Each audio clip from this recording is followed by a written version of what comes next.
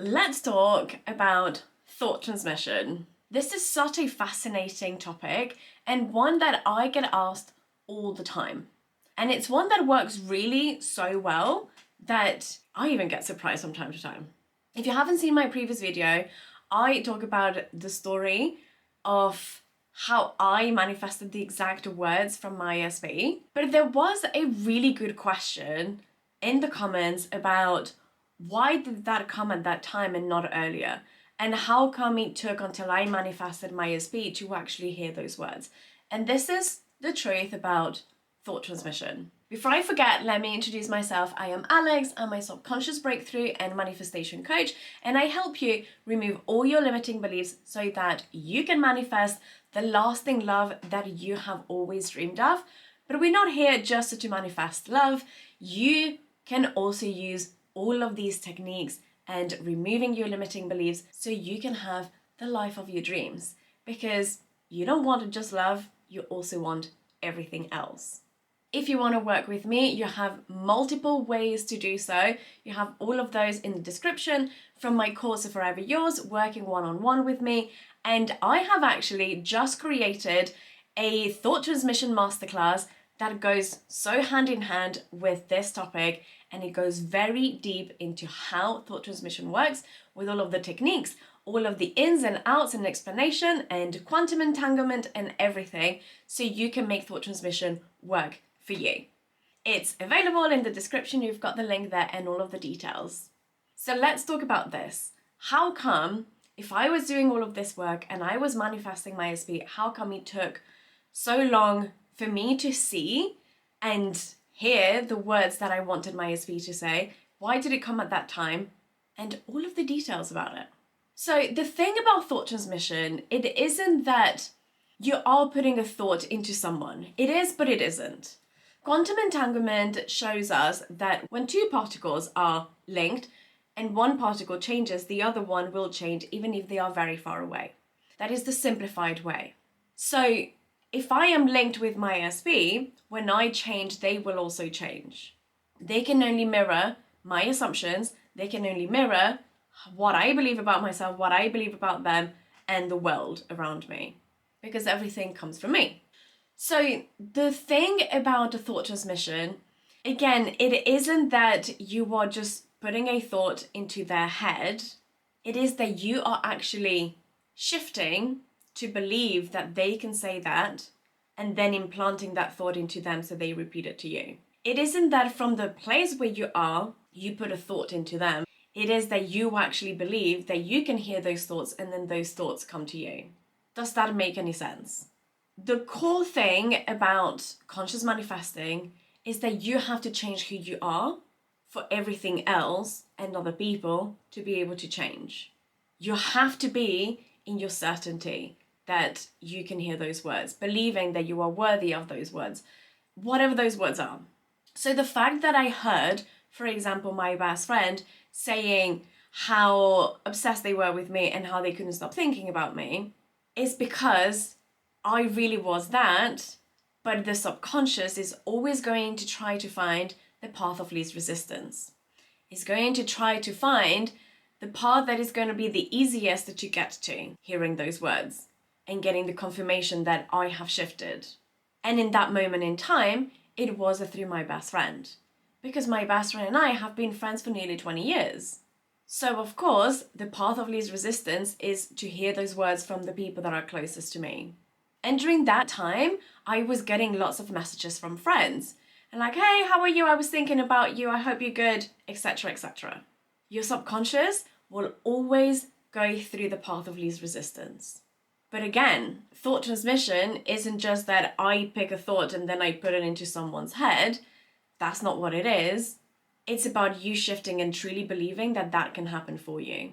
So then when you are fully embodied in the version of you that truly believes that I am worth obsessing over, that I am, I don't know, whatever you're trying to put in your SP's head, that you are loved, that you are chosen, all of those things, it doesn't come because you are putting it in their head. It comes because you truly believe and you shift into the version of you that always receives that. That always gets treated like the loved one, the chosen one, the one that they prioritize. If you can't shift into that, then the thought doesn't fully land. They might still hear it, but it's not going to fully land because there's going to be distortion there. And that's going to be your limiting beliefs that are going to be creating like static noise. In my course, Forever Yours, I talk about thought transmission like a radio antenna, and you are transmitting the message. But whenever you have thoughts subconsciously or even consciously that are the opposite of what you're trying to transmit, the message doesn't really get through, or it might get through, but it might be distorted, or it might get through and you might not be able to receive it back. They might think about you and go like, oh yeah, I maybe should really call this person, but then something else happens and then they forget because you haven't stayed in your state. Everything comes from your self-concept. Everything comes from your belief that you deserve that, from your belief that it's already yours. It's what Neville used to say, be in the wish fulfilled. It has already happened. There are so many versions of you that have already had those words. You just need to step into one of those versions, truly believe it, embodying it, and then you will get those words. You can spend all of your days repeating, you love me, you love me, you love me, you love me. But if you don't truly believe that, one, you are worthy of love, two, that they actually do love you, you're not going to get it back.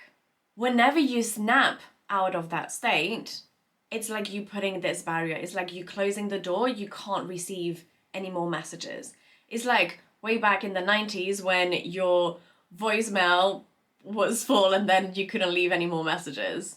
What a strange analogy has just come to my head. But that's basically what's happened. And it's the same with affirmations, right? If you are constantly repeating, I am loved, I am loved, I am loved, but you don't actually believe that you are loved, the affirmations are not going to work. And the thoughts are not going to be transmitting. You need to first believe that you are loved. You first need to believe that, of course, they love me. How could they not? Have you seen how amazing I am? That is what shifts your identity, what shifts the timeline that you are on. Your state, and you manifest everything from the state, from your self-concept. I hope this makes sense, because thought transmission is not what we have been told, that the more you repeat it and the more you imagine that it's going in their head, it's just happening. And yes, of course it's happening, right? One particle will always affect the other particle when they're linked. And you are so linked with your SP, so linked. But you might not be able to hear it because you haven't been in the state. You're not able to receive it because you've closed the door to that version. And now you are back into your old version with your old beliefs, constantly checking the 3D to see if it has happened already. That takes you out of the state. The person that gets those thoughts mirrored back already knows that those thoughts are coming, that they are already here, that they have already been said. If you were married to your SP and your SP every single day tells you, I love you, and at 11, basically every day, they send you a message and they're like, I love you so much. But today, it's 12 p.m. and you still haven't got the message. You're not panicking of like, oh, what if they don't message me? What's going to happen? No, you just know they're going to say it. I always get this message. If I don't get it now, I will get it later.